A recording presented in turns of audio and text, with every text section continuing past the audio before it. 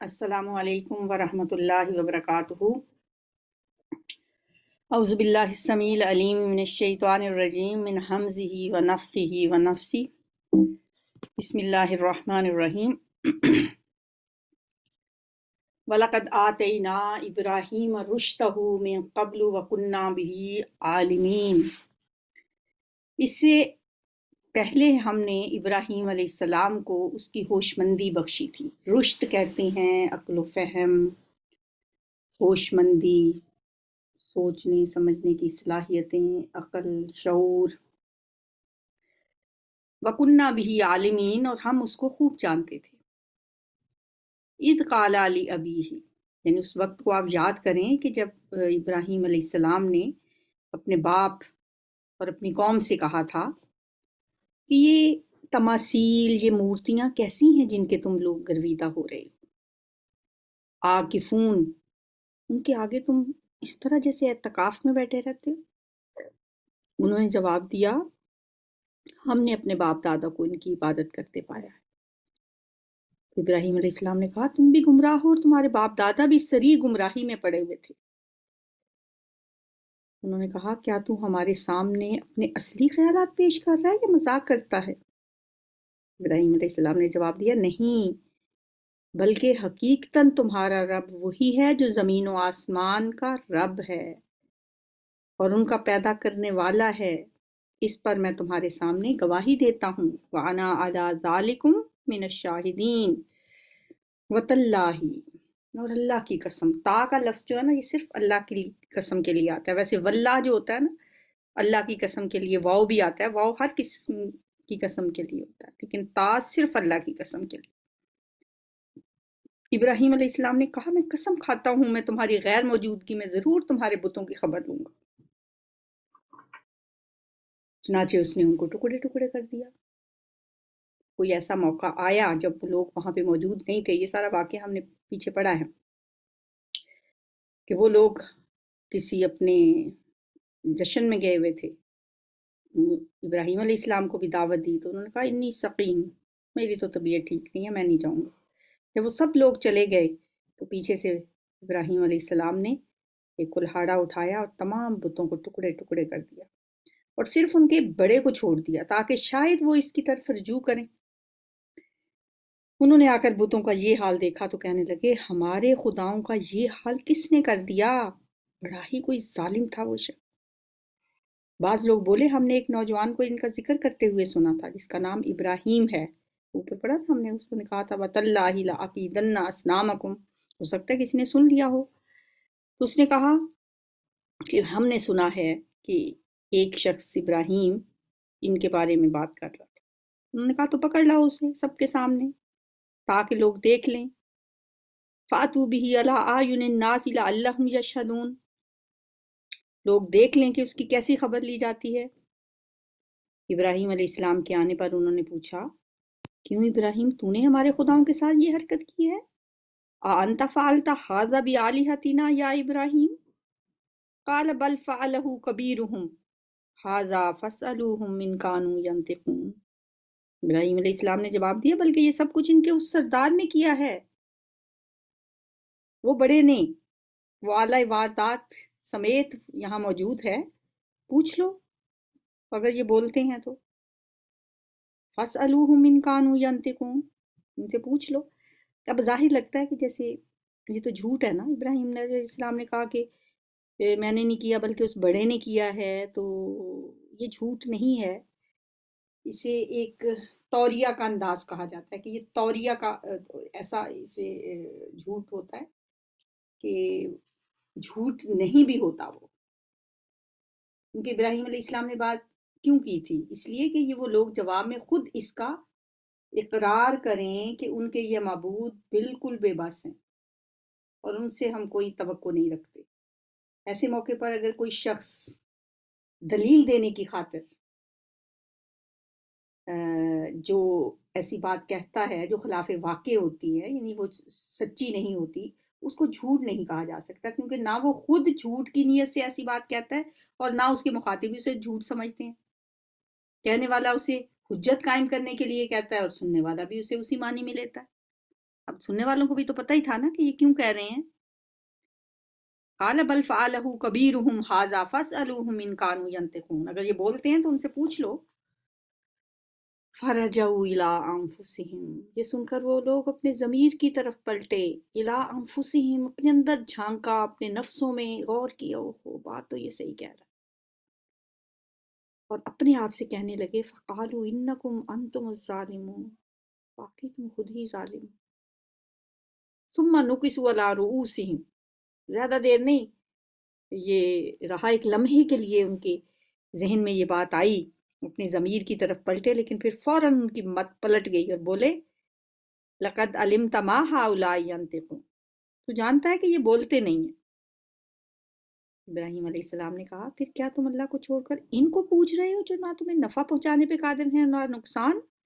If لکم ولما تعبدون من دون اللہ، تف ہے تم پر اور تمہارے ان معبودوں پر جن کی تم اللہ کو چھوڑ کر پوجا کر رہے ہو. افلا تعقلون، کیا تم کچھ بھی عقل نہیں رکھتے؟ اب ایسی باتیں سن کے برداشت کہاں ہونی تھی. قالوا حرقوه وانصروا آلهتكم ان کنتم فاعلون، انہوں نے کہا جلا ڈالو اس کو اور مدد کرو اپنے ان خداؤں کی اگر تم کچھ کرنا چاہتے ہو تو. ظاہر ہے پھر انہوں نے ایسا ہی کیا. یہ صرف ان کی بات کہنے کی حد تک نہیں تھی، ان کے لیے ایک چتا بنائی گئی.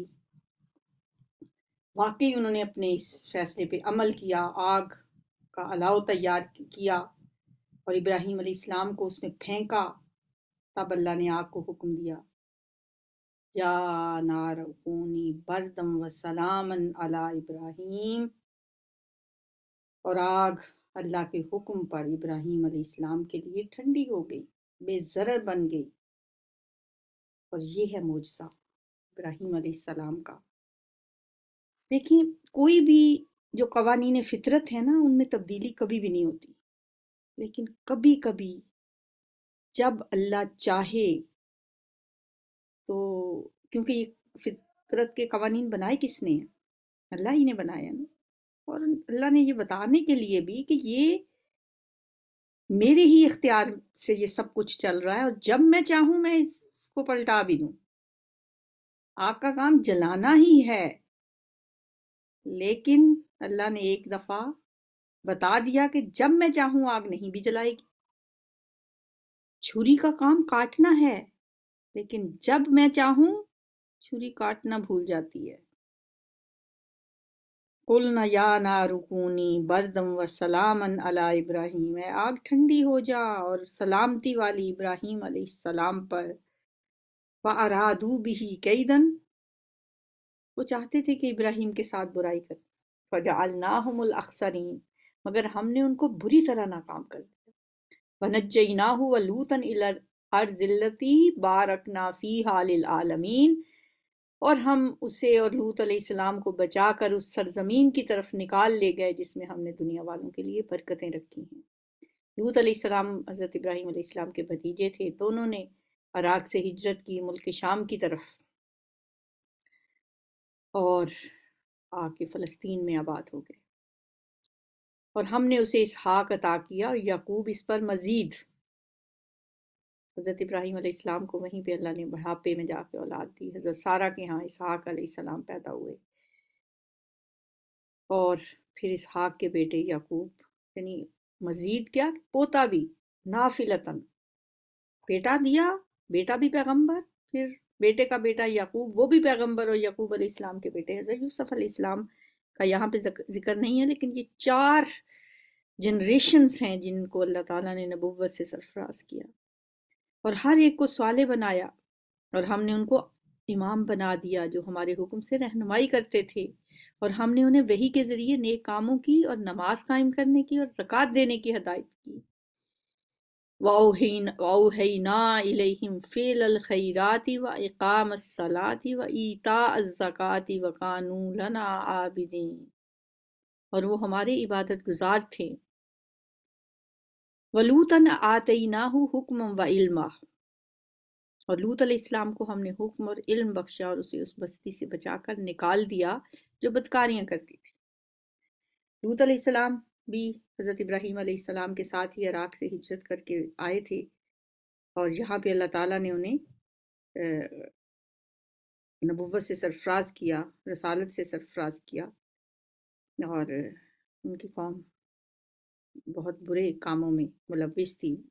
بالآخر ان پہ بھی اللہ کا عذاب آیا، اور اللہ تعالیٰ نے لوط علیہ السلام کو بچا لیا، ان کے ساتھ ان کی 2 بیٹیاں، باقی کوئی بھی ان پہ ایمان نہیں لائے تھا، ایون کہ ان کی بیوی بھی ان پہ ایمان نہیں لائی۔ در حقیقت وہ بڑی ہی بری فاسق قوم تھی، اور لوط علیہ السلام کو ہم نے اپنی رحمت میں داخل کیا، وہ صالح لوگوں میں سے تھا۔ انہو من الصالحین ونوحا اذ نادا من قبل، اور یہی نعمت ہم نے نوح علیہ السلام کو بھی دی۔ یاد کرو جبکہ ان سب سے پہلے اس نے ہمیں پکارا تھا، کیا پکارا تھا؟ نوح علیہ السلام نے اپنی قوم کو مسلسل تبلیغ کی، جب لوگ نہیں مانے تو انہوں نے اللہ سے پکارا، انی مغلوب فانتصر، یا اللہ میں مغلوب ہو گیا ہوں، پس تو میری مدد کر۔ پھر انہوں نے اپنی قوم کے لیے بد دعا بھی کی، رب لا تذر علی الارض من الکافرین دیارا، اللہ نے ان کی دعا قبول کر لی، فاستجبنا لہ فنجیناہ واہلہ من الکرب العظیم، ہم نے اس کی دعا قبول کی اور اسے اور اس کے گھر والوں کو کرب عظیم سے نجات دی، اور اس قوم کے مقابلے میں اس کی مدد کی جس نے ہماری آیات کو جھٹلا دیا تھا، وہ بڑے برے لوگ تھے۔ انہم کانوا قوم سوء فاغرقناہم اجمعین، بس ہم نے ان سب کو غرق کر دیا۔ اور اسی نعمت سے ہم نے داؤد علیہ السلام اور سلیمان علیہ السلام کو سرفراز کیا۔ میں نے شروع میں بتایا تھا نا، سورہ انبیاء میں کثرت سے انبیاء کا ذکر ہے، اس لیے اس کا نام سورہ انبیاء ہے۔ یاد کرو وہ موقع جب کہ دونوں ایک کھیت کے مقدمے میں فیصلہ کر رہے تھے، جس میں رات کے وقت دوسرے لوگوں کی بکریاں پھیل گئی تھیں اور ہم ان کی عدالت خود دیکھ رہے تھے۔ وَكُنَّا لِحُكْمِهِمْ شَاهِدِينَ، اور ہم وہاں پہ حاضر تھے، یعنی ہم جو وہ مقدمے کا فیصلہ کر رہے تھے ہم وہاں پہ موجود تھے۔ وَكُلًّا آتَيْنَا حُكْمًا وَعِلْمًا، اور حکم اور علم ہم نے دونوں ہی کو عطا کیا تھا، لیکن فَفَهَّمْنَاهَا سلیمان، اس وقت ہم نے صحیح فیصلہ سلیمان علیہ السلام کو سجھا دیا، حالانکہ حکم اور علم ہم نے دونوں ہی کو عطا کیا تھا۔ سلیمان علیہ السلام تو بیٹے تھے حضرت داؤد علیہ السلام کے، اس وقت ظاہر ہے وہ ایک شہزادے کی حیثیت سے وہاں پہ موجود تھے۔ اللہ نے اس مقدمے کا ایک فیصلہ جو تھا نا، وہ حضرت سلیمان کے دماغ میں ڈال دیا، تو انہوں نے اس مسئلے کا حل یہ بتایا کہ ایک ظاہر ہے ایک شخص کی فصل تھی، اس کا کھیت تھا، جبکہ دوسرے شخص نے ریوڑ اس کے کھیت میں گیا اور اس کا کھیت تباہ کر دیا۔ اب وہ اپنا مقدمہ لے کے ان کے پاس آیا، تو اللہ فرماتے ہیں ہم وہاں موجود تھے، ہم اس عدالت میں جو وہ فیصلہ کر رہی تھی دیکھ رہے تھے کہ حضرت داؤد علیہ السلام کی عدالت میں ان کے بیٹے نے ایک اس مقدمے کا فیصلہ کیا۔ انہوں نے کہا کہ بکریاں عارضی طور پہ کھیتی والے کو دے دی جائیں، وہ ان کے دودھ وغیرہ سے فائدہ اٹھائے گا۔ دوسری طرف بکریوں کے مالک کو حکم دیا کہ وہ اس کھیتی کو دوبارہ تیار کرے، اس میں ہل چلائے، بیج بوئے، آپاشی کرے، پانی دے، گوڈی کرے، جو بھی، اور اس فصل کو پہلے کی طرح تیار کرے، اور اتنا سارا ٹائم اس کی بکریاں اس شخص کے پاس رہیں گی جس کی فصل تھی۔ جب فصل پہلے کی طرح تیار ہو جائے تو اسے اس کے مالک کے سپرد کر دے اور اپنی بکریاں لے جائے۔ تو یہ اللہ تعالیٰ نے فیصلہ حضرت سلیمان علیہ السلام سے کروایا، اور دیکھیں اللہ نے اس کا قرآن میں اسے ہمیشہ کے لیے محفوظ کر دیا کہ یہ حکیمانہ فیصلہ کیا حضرت سلیمان علیہ السلام نے۔ وَسَخَّرْنَا مَعَ دَاوُودَ الْجِبَالَ يُسَبِّحْنَ وَالطَّيْرَ وَكُنَّا فَاعِلِينَ، داؤد علیہ السلام کے ساتھ ہم نے پہاڑوں اور پرندوں کو مسخر کر دیا تھا جو تسبیح کرتے تھے، اس فعل کے کرنے والے ہم ہی تھے۔ داؤد علیہ السلام کی آواز بہت خوبصورت، لحن داؤدی ضرب المثل کے طور پہ استعمال ہوتا ہے آج بھی۔ جب حضرت داؤد علیہ السلام اپنی خوبصورت آواز میں اللہ کی حمد کے نغمے الاپتے تھے تو پہاڑ بھی وجد میں آ کر آپ کی آواز میں آواز ملا دیتے تھے، اڑتے ہوئے پرندے ایسے موقع پر ان کے ساتھ شریک ہو جاتے تھے۔ فرمایا یہ کوئی ان کا کمال نہیں تھا، وَكُنَّا فَاعِلِينَ، یہ سب کچھ کرنے والے ہم ہی تھے۔ اور پھر ہم نے اس کو تمہارے فائدے کے لیے زرہ بنانے کی صنعت سکھا دی تھی حضرت داؤد علیہ السلام کو، وَعَلَّمْنَاهُ صَنْعَةَ لَبُوسٍ لَكُمْ لِتُحْصِنَكُم مِّن بَأْسِكُم، تحصنکم تمہیں بچائے تمہاری لڑائیوں سے۔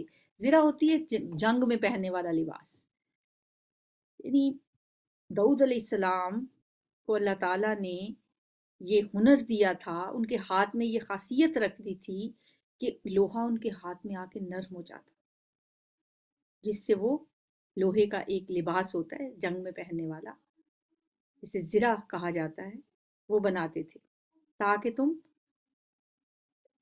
تمہیں جنگ میں یا ایک دوسرے کی مار سے تمہیں بچائے، لِتُحْصِنَكُم مِّن بَأْسِكُم فَهَلْ أَنتُمْ شَاكِرُونَ، کیا تم شکر گزار ہو؟ وَلِسُلَيْمَانَ الرِّيحَ عَاصِفَةً، اور سلیمان علیہ السلام کے لیے ہم نے تیز ہوا کو مسخر کر دیا تھا، جو اس کے حکم سے اس سرزمین کی طرف چلتی تھی جس میں ہم نے برکتیں رکھی ہیں۔ ہم ہر چیز کا علم رکھنے والے تھے، اور شیاطین میں سے ہم نے ایسے بہت سوں کو اس کا تابع بنا دیا تھا جو اس کے لیے غوطے لگاتے اور اس کے سوا دوسرے کام کرتے تھے۔ ان سب کے نگران ہم ہی تھے، یعنی ہم نے سلیمان علیہ السلام کو ایسی بادشاہت دی تھی کہ ہوائیں بھی ان کے لیے مسخر کرتی تھی، جنات بھی ان کے زیر نگین کر دیے تھے، وہ ان کے لیے بہت سارے کام کرتے تھے، ان کے لیے سمندروں میں غوطے لگاتے تھے اور بہت سے کام۔ فرمایا اس میں بھی کوئی کمال نہیں تھا ان کا، وَكُنَّا لَهُمْ حَافِظِينَ، اس سب کے نگران ہم ہی تھے۔ وَأَيُّوبَ إِذْ نَادَىٰ رَبَّهُ أَنِّي مَسَّنِيَ الضُّرُّ وَأَنتَ أَرْحَمُ الرَّاحِمِينَ، اور یہی رشد اور حکم اور علم کی نعمت ہم نے ایوب علیہ السلام کو بھی دی تھی۔ یاد کرو وہ وقت جب کہ اس نے اپنے رب کو پکارا کہ مجھے بیماری لگ گئی ہے، انی مسنی الضر وانت ارحم الراحمین، اور تو سب رحم کرنے والوں سے بڑھ کر رحم کرنے والا ہے۔ 18 سال بیماری کاٹی ہے حضرت ایوب علیہ السلام نے، اسی لیے حضرت ایوب علیہ السلام کا صبر بھی ضرب المثل کے بن چکا ہے۔ انہوں نے کبھی جزا فضا نہیں کی، کبھی اللہ کی ناشکری نہیں کی، اور 18 سال صبر کے ساتھ بیماری کاٹی، اور پھر اپنے رب کو پکارا بھی تو کیسے؟ ہمارے جیسا کوئی ہو، یا اللہ اب تو اتنا عرصہ ہو گیا، ہم نے تو اتنا صبر کر لیا، ہم نے اتنی تکلیف اٹھا لی، فرمایا مجھے تکلیف لگ گئی ہے یا اللہ، اور تجھے تو پتہ ہی ہے، اور تو رحیم ہے، سب رحم کرنے والوں سے بڑھ کر رحم کرنے والا ہے، بس اور کیا کہوں میں؟ بس اتنا کہا کہ مجھے بیماری لگ گئی ہے، بس اتنا مان تھا نا اللہ پہ۔ جب انسان کو کسی پہ بہت مان ہوتا ہے نا، وہ پھر اسے کہتا نہیں ہے۔ یہ دعا جب بھی میں مانگتی ہوں، یا یہ دعا جب بھی میری نظر سے گزرتی ہے، مجھے ہمیشہ انسانوں کے وہ رویے نظر آتے ہیں کہ انسان کو کسی پہ بڑا مان ہو نا، تو اسے ہم کہیں کہ بھئی آپ نے کہا کیوں نہیں کہ مجھے ڈاکٹر کے پاس لے جاؤ، یا بیوی سے کبھی کہ اپنے شوہر سے کہنا تھا، یا تو کہتی ہے انہیں خود نہیں نظر آتا، میں کیا کہوں؟ یعنی انہیں مان ہوتا ہے بہت، تو ایسے لگتا ہے کہ حضرت ایوب علیہ السلام کو بھی اللہ پہ بہت مان تھا، تو کہا انی مسنی الضر، بس یہ نہیں آگے سے کہا کہ یا اللہ اب تو مجھے ٹھیک کر دے، اب مجھے صحت دے دے، نہیں، وانت ارحم الراحمین، تو رحیم ہے، سب رحم کرنے والوں سے بڑھ کر رحم کرنے والا ہے، تو بس تجھے خود ہی پتا ہے یا اللہ۔ فاستجبنا لہ، ہم نے اس کی دعا قبول کر لی، فکشفنا ما بہ من ضر، اور صرف اس کے اہل و عیال ہی اس کو نہیں دیے، اور جو تکلیف اسے تھی اس کو بھی دور کر دیا، اور اس کو اس کے اہل و عیال کے ساتھ ان کے ساتھ اتنے ہی اور بھی دیے، اور اپنی خاص رحمت کے طور پر، اور اس لیے کہ یہ ایک سبق ہو عبادت گزاروں کے لیے، ذکریٰ للعابدین، کہ اللہ کسی کی ناقدری نہیں کرتا۔ آپ اللہ کی خاطر کچھ بھی کر کے تو دیکھیں، صبر کر کے دیکھیں، اس کی عبادت کر کے دیکھیں، اس کی خاطر کچھ برداشت کر کے دیکھیں، وہ ناقدری نہیں کرتا۔ اور یہی نعمت اسماعیل اور ادریس اور ذوالکفل کو ہم نے دی کہ یہ سب صابر لوگ تھے۔ اسماعیل علیہ السلام تو حضرت ابراہیم علیہ السلام کے بیٹے ہیں، اور ادریس علیہ السلام جو ہیں یہ حضرت آدم کے بعد اور حضرت نوح علیہ السلام سے پہلے مبعوث ہوئے تھے۔ اسی زمانے میں حضرت شیس علیہ السلام بھی مبعوث ہوئے۔ وذوالکفل، ذوالکفل کا تذکرہ ہمیں کہیں نہیں ملتا کہ ان کا دور کون سا ہے۔ بعض علماء کہتے ہیں کہ گوتم بدھ جو ہے وہی ذوالکفل تھا۔ اب اگر ان کی تعلیمات میں تبدیلی آ چکی ہے تو وہ تو with the passage of time آ ہی جاتی ہے، جیسے حضرت عیسیٰ علیہ السلام کی تعلیمات بھی اب ہمیں اصل حالت میں نہیں ملتی ہیں۔ تو گوتم بدھ قرار دینے میں انہوں نے جو دلائل دیے ہیں وہ کہتے ہیں کہ گوتم بدھ کا نام بھی جو ہے وہ بھی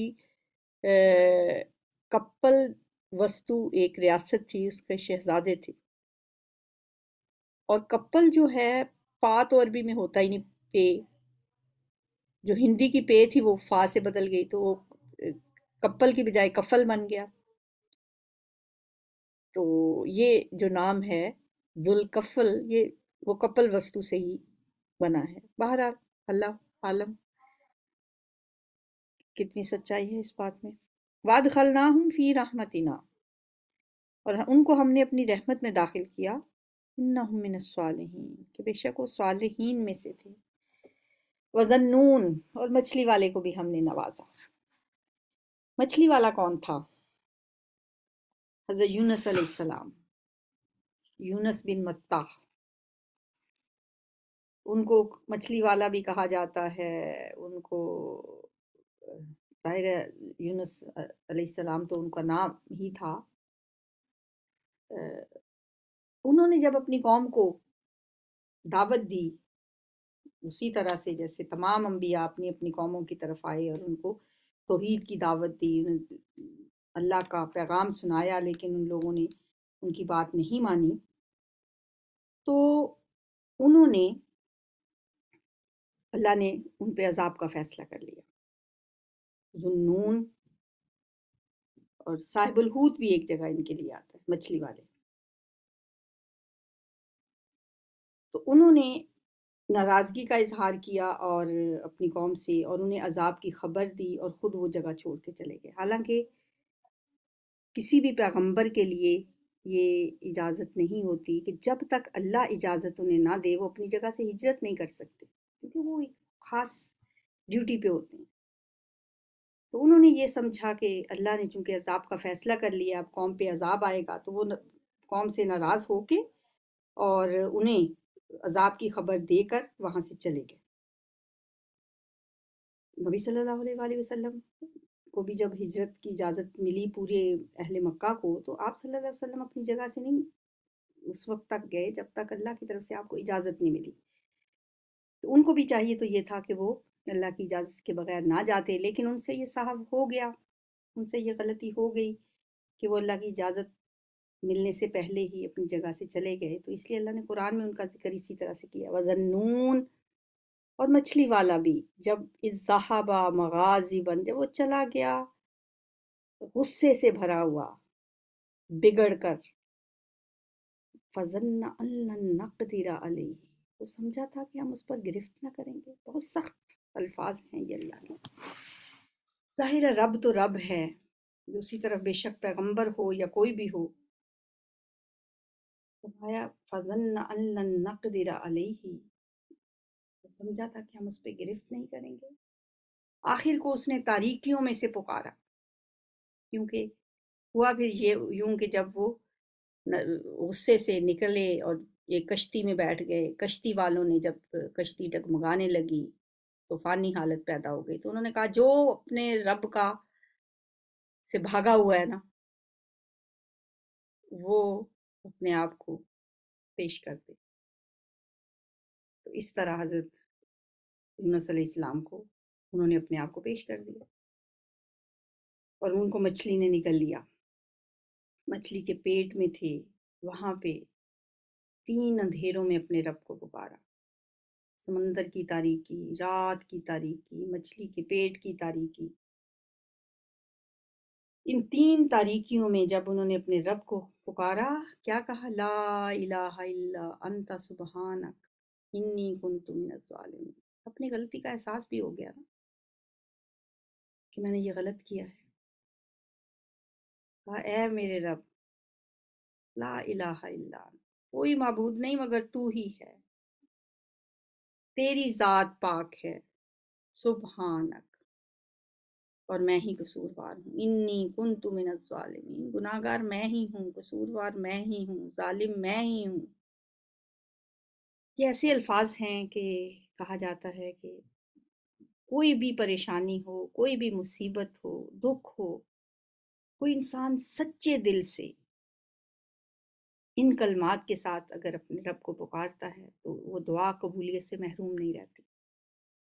اس لیے اس آیت کو آیت کریمہ کہا جاتا ہے۔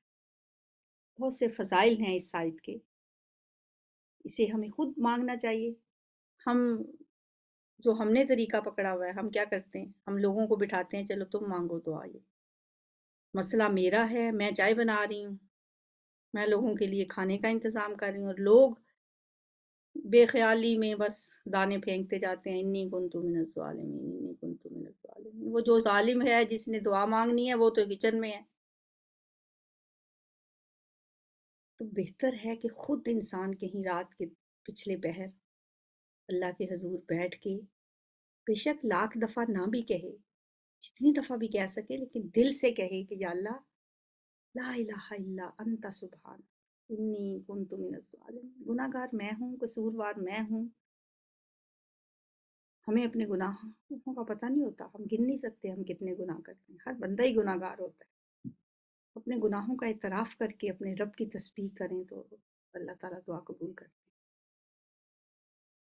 اللہ نے ان کی دعا قبول کر لی، فاستجبنا لہ ونجیناہ من الغم، تب ہم نے اس کی دعا قبول کی اور غم سے اس کو نجات دے دی، اور اسی طرح ہم مومنوں کو بچا لیا کرتے ہیں۔ وَزَكَرِيَّا إِذْ نَادَىٰ رَبَّهُ، اور یاد کرو زکریا علیہ السلام کو جبکہ اس نے اپنے رب کو پکارا، رب لا تذرنی فردا وانت خیر الوارثین، اے پروردگار مجھے اکیلا نہ چھوڑنا اور تو بہترین وارث ہے۔ اللہ تعالیٰ نے زکریا علیہ السلام کو یحییٰ جیسا بیٹا عطا کر دیا، بڑھاپے کی عمر میں، جبکہ بیوی بھی بوڑھی تھی، بانجھ تھی، اللہ نے بیوی کو بھی ٹھیک کر دیا۔ بس ہم نے اس کی دعا قبول کی، فاستجبنا لہ ووہبنا لہ یحییٰ واصلحنا لہ زوجہ، اور اسے یحییٰ عطا کیا اور اس کی بیوی کو اس کے لیے درست کر دیا۔ یہ لوگ نیکی کے کاموں میں دوڑ دھوپ کرتے تھے، اب اللہ ان کی خوبیاں بتا رہے ہیں۔ انہم کانوا یسارعون فی الخیرات ویدعوننا رغبا ورہبا، نیکی کے کاموں میں دوڑ دھوپ کرتے تھے اور ہمیں رغبت اور خوف کے ساتھ پکارتے تھے، اور ہمارے آگے جھکے ہوئے تھے۔ وَقَانُوا لَنَا خَاشِعِينَ، یہ خوبیاں تھیں ان کی، اس لیے ہر ایک کے بارے میں اللہ فرما رہے ہیں نا، فَاسْتَجَبْنَا لَهُ وَنَجَّيْنَاهُ مِنَ الْغَمِّ، ہم نے ان کی دعائیں قبول کیں۔ اب ہم دیکھ رہے ہیں کہ مسلسل دعائیں بھی آ رہی ہیں نا، یہ دعائیں ہمیں یاد کرنی ہیں۔ زکریا علیہ السلام کی دعا بھی ہے، اس سے پیچھے ہم نے حضرت ایوب علیہ السلام کی، پھر حضرت یونس علیہ السلام کی، بہت ساری دعائیں ہیں اس میں، اور جن جن موقعوں پہ انہوں نے دعائیں کی ہیں تو انہی موقعوں پہ ہم بھی دعا کریں۔ اور یہ الفاظ ان کے الفاظ بلکہ اللہ کے، اور دعائیں پیغمبروں کی، تو آپ سوچیں پھر شرف قبولیت کیسے نہیں ملے گا۔ ہاں، ان جیسی خصوصیات اپنے اندر پیدا کرنے کی کوشش کریں۔ ان کی کیا خصوصیات تھیں؟ انہم کانوا یسارعون فی الخیرات، وہ نیکیوں میں کوشش کرتے تھے، نیکیوں میں دوڑ دھوپ کرتے تھے، ہمیں رغبت کے ساتھ اور خوف کے ساتھ پکارتے تھے، اور ہمارے آگے جھکے ہوئے تھے۔ والتی احسنت فرجہا، اور وہ خاتون جس نے اپنی عصمت کی حفاظت کی تھی، وہ خاتون کون تھی؟ حضرت مریم علیہ السلام۔ ہم نے اس کے اندر اپنی روح سے پھونکا اور اسے اور اس کے بیٹے کو دنیا بھر کے لیے نشانی بنا دیا۔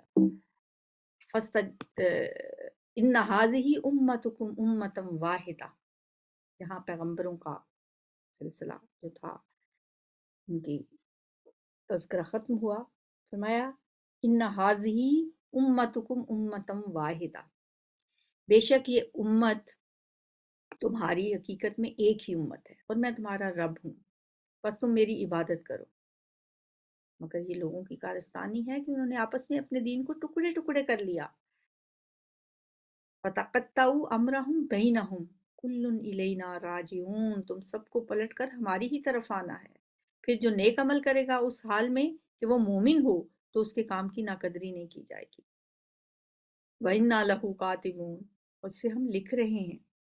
اور ممکن نہیں ہے جس بستی کو ہم نے ہلاک کر دیا ہو وہ پھر پلٹ سکے، یہاں تک کہ جب یاجوج و ماجوج کھول دیے جائیں گے اور ہر بلندی سے نکل پڑیں گے اور وعدہ برحق کے پورا ہونے کا وقت قریب آ لگے گا. یہ سورہ کہف میں ہم یاجوج اور ماجوج اور اس دیوار کے بارے میں پڑھ کے آئے. جب ایسا وقت آئے گا تو یکا یک ان لوگوں کی آنکھیں پھٹی کی پھٹی رہ جائیں گی. فَإِذَا هِيَ شَاخِصَةٌ أَبْصَارُ الَّذِينَ كَفَرُوا. ان لوگوں کی نگاہیں جنہوں نے کفر کیا تھا کہیں گے ہائے ہماری کمبختی، ہم اس چیز کی طرف سے غفلت میں پڑے ہوئے تھے، بلکہ ہم خطا کار تھے. بل کننا ظالمین. بے شک تم اور تمہارے وہ معبود جنہیں تم اللہ کو چھوڑ کر پوجتے ہو سب جہنم کا ایندھن ہیں، وہیں تمہیں جانا ہے. معبود بھی جہنم کا ایندھن ہے اور تم خود بھی. اس بات کے بعد مشرکین مکہ میں سے کچھ لوگوں نے کہا کہ اگر یہ بات ہے کہ معبود بھی جہنم میں جائیں گے پھر تو لوگ حضرت عیسیٰ علیہ السلام کو بھی معبود بناتے ہیں، حضرت عزیر کو بھی معبود بناتے ہیں، فرشتوں کی بھی عبادت کرتے ہیں، کیا یہ سب بھی جہنم میں جائیں گے؟ نبی صلی اللہ علیہ وسلم نے فرمایا ہاں وہ سب جہنم میں جائیں گے جو یہ چاہیں گے کہ ہماری عبادت کی جائے. عیسیٰ علیہ السلام تو نہیں چاہتے تھے، فرشتے تو نہیں چاہتے کہ ہماری عبادت کی جائے. اگر یہ واقعی خدا ہوتے تو وہاں نہ جاتے. لو کانا ہاؤلائی آلیہۃ ما وردوہا. اب سب کو ہمیشہ اسی میں رہنا. وَكُلٌّ فِيهَا خَالِدُونَ لَهُمْ فِيهَا زَفِيرٌ وَهُمْ فِيهَا لَا يَسْمَعُونَ. وہاں وہ پھنکاریں ماریں گے اور حال یہ ہوگا کہ اس میں کان پڑی آواز سنائی نہ دے گی. اللہم لا تجعلنا منہم اللہم اجرنا من النار. ان الذین سبقت لہم من الحسنی. رہے وہ لوگ جن کے لیے ہماری طرف سے بھلائی کا پہلے ہی دن فیصلہ ہو چکا ہوگا تو وہ یقیناً اس سے دور رکھے جائیں گے، اس کی سرسراہٹ تک نہ سنیں گے. اللہم اجعلنا منہم. اور وہ ہمیشہ ہمیشہ اپنی من بھاتی چیزوں کے درمیان رہیں گے. وَهُمْ فِي مَشْتَہَتْ أَنفُسُهُمْ خَالِدُونَ. جنت کی جب بات ہوتی ہے نا ایسی بات کہ جس میں جب اللہ فرماتے ہیں کہ مشتہت جو وہ چاہیں گے تو ہر چیز ہی پھر اس میں آ جاتی ہے. بعض اوقات ذہن میں آتا ہے نا کہ جنت میں یہ بھی ہوگا یہ بھی ہوگا، بس پھر یہ آیتیں ایک جگہ آتے وَلَهُمْ مَا يَشْتَهُونَ. انہیں وہ سب کچھ ملے گا جو وہ چاہیں گے، جو چاہیں گے وہ ملے گا انشاءاللہ. اللہم انا نسألک رضوانک والجنہ ونعوذ برحمتک من النار. لا يحزنهم الفزع الأكبر وتتلقاهم الملائکہ ھذا یومکم الذی کنتم توعدون. وہ انتہائی گھبراہٹ کا وقت ان کو ذرا پریشان نہیں کرے گا. وہ فضل اکبر جو ہے ان کے لیے نہیں ہوگا، اور ملائکہ آگے بڑھ کر ان کو ہاتھوں ہاتھ لیں گے کہ یہ تمہارا وہی دن ہے جس کا تم سے وعدہ کیا جاتا تھا. سبحان اللہ، کیا شان ہوگی ان کی، وی آئی پی ٹریٹمنٹ ملے گی وہاں پہ.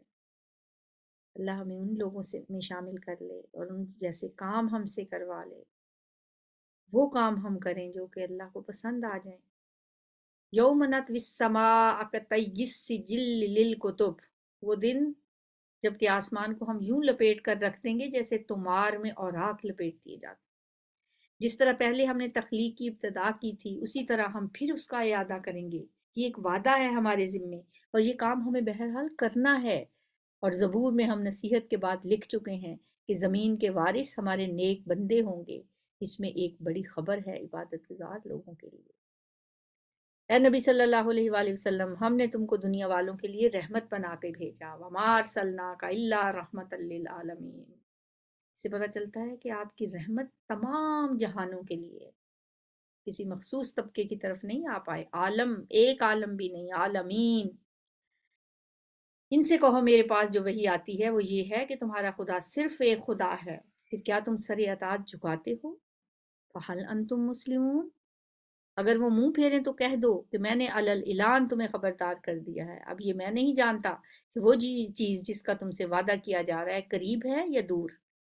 اللہ وہ باتیں بھی جانتا ہے جو آوازیں بلند کہی جاتی ہیں اور وہ بھی جو تم چھپا کر کرتے ہو۔